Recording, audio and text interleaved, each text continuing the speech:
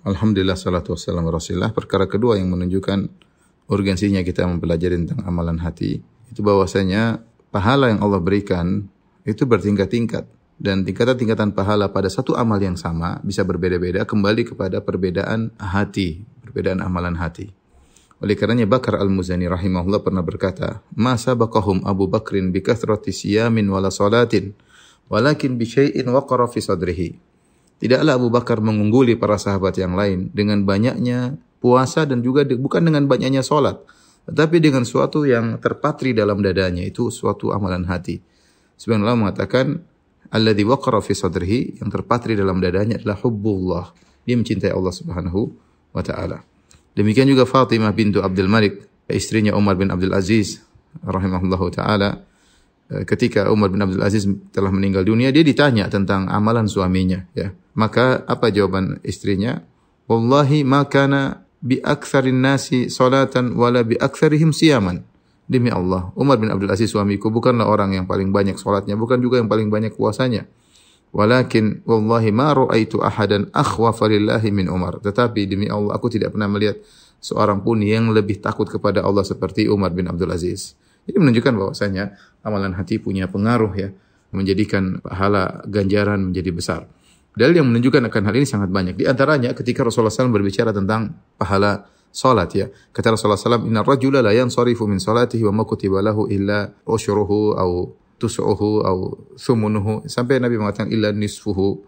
Kata Nabi SAW, tidaklah seorang selesai dari salat kecuali tercatat baginya tidak seluruh amalan salat dia dapat 100%, tetapi dia mendapatkan catat pahalanya cuma 1/10 salatnya, atau 1/9-nya, atau 1/8-nya, atau 1/7-nya, sampai Rasulullah mengatakan atau setengah pahala salatnya.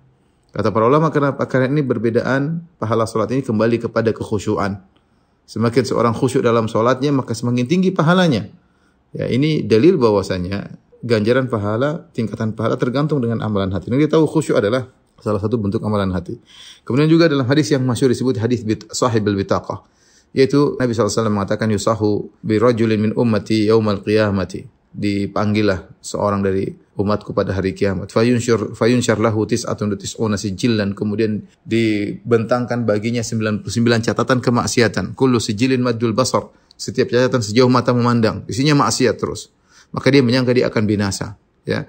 Kemudian kata Allah Subhanahu wa taala, sungguhnya kau memiliki satu kebaikan di sisi kami. Maka dikeluarkan kepadanya suatu kartu tertulis la ilaha illallah. Maka dia berkata, ma hadhil bitaqah min haula'i sijillat. Ya Allah, apa pengaruhnya kartu ini dibandingkan dengan 99 catatan amal maksiat yang setiap catatan gulungan dibentangkan maka sejauh mata memandang, dibandingkan kartu kecil la ilaha illallah. Maka dikatakan kepadanya, innaka lan tuzlamal yaum, kau tidak akan dizalimi pada hari ini. Ketika ditimbang, ternyata kartu la ilaha illallah lebih berat daripada catatan maksiat tersebut. Dan ini luar biasa, ya. Dan kita tahu setiap orang Islam punya kartu ini. Setiap kita punya bitaqah, punya kartu la ilaha illallah. Tetapi kualitasnya berbeda-beda. Semakin seorang kuat, semakin tinggi tawakalnya, semakin tinggi keikhlasannya, maka akan semakin berat kartu la ilaha illallahnya kalau ditimbang pada hari kiamat kala. Ini dalil bahwasanya ganjaran berbanding lurus dengan kuatnya amal hati seseorang.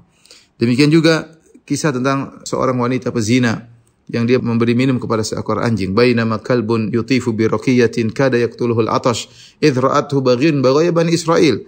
Ketika ada seekor anjing kehausan, dia muter-muter di mulut sumur. Dia ingin minum dari sumur tersebut, tapi dia tidak punya kemampuan untuk turun mengambil air. Tiba-tiba sampai disebut dalam riwayat dia menjulurkan lidahnya di pasir karena kehausan.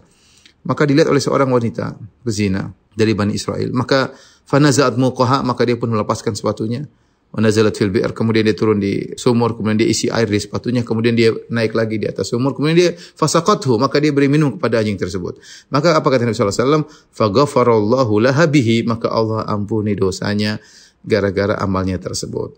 Para ulama membahas, bukan berarti setiap orang kalau memberi minum kepada seekor hewan lantas kemudian dia dapatkan pahala sebesar itu.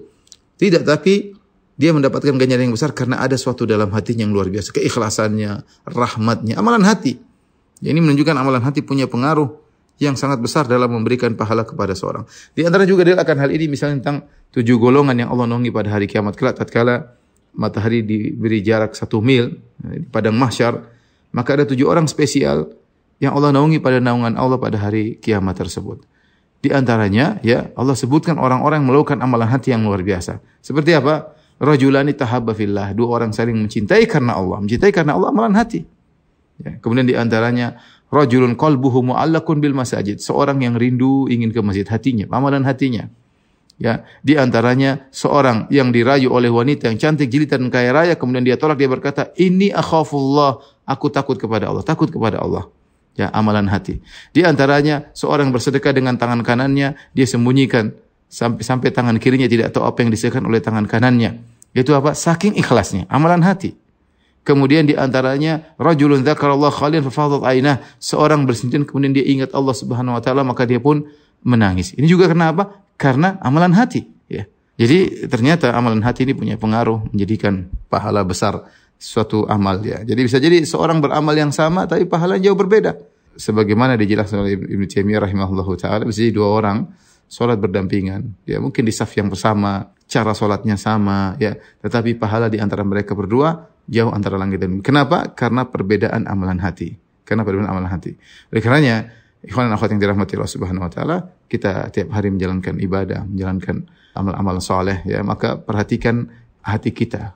Tata hati kita, manage hati kita agar kita memiliki amalan hati yang kuat sehingga pahala yang kita raih dari amalan-amalan zahir menjadi sangat besar berdasarkan kuatnya amalan hati kita. Wallahu a'lam bishawab.